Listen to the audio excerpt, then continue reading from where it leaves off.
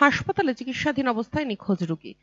গত ৮ দিন যাবৎ নিখোঁজ হয়ে যাওয়া ওই রোগীর খোঁজ রবিবার পর্যন্ত না মেলায় পরিবারের লোকেদের মধ্যে ক্ষোভ। উত্তেজিত আত্মীয়স্বজন ও পরিবারের লোকেরা হাসপাতাল চত্বর ঘেরাও করে বিক্ষোভ দেখায় এবং ভাঙচুর চালায়। ঘটনায় তুলকালাম বালুরঘাট জেলা হাসপাতালে।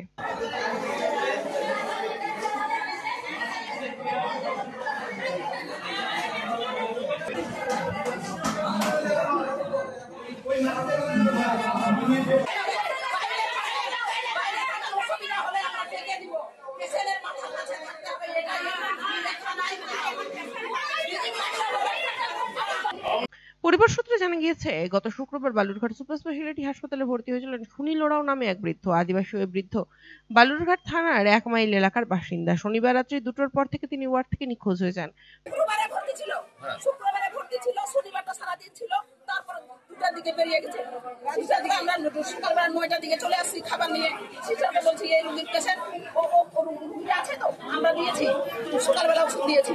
এই বেড ওই বেড ঘুরছি নাই, ওই বেডের মধ্যে সবাই রেখে দিচ্ছে অন্য বেড। আমাদের ব্যাগ থাল বাসন এখনো মনে হয় আছে, আর ওটাতে ছুটি হয়নি, আর অন্য পেশেন্ট শোয়ানো আছে।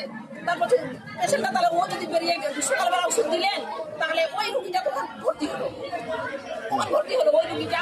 আচ্ছা সেটা তো সেটা। তারপরে ২টার দিকে বেরিয়ে গেল, হাতে চেনাল ছিল। পরবর্তী রবিবার পর্যন্ত তার কোনো খোঁজ না মেলায় পরিবার পরিজনেরা হাসপাতালে চড়াও হয়ে বিক্ষোভ দেখায় এবং ভাঙচুর চালায়।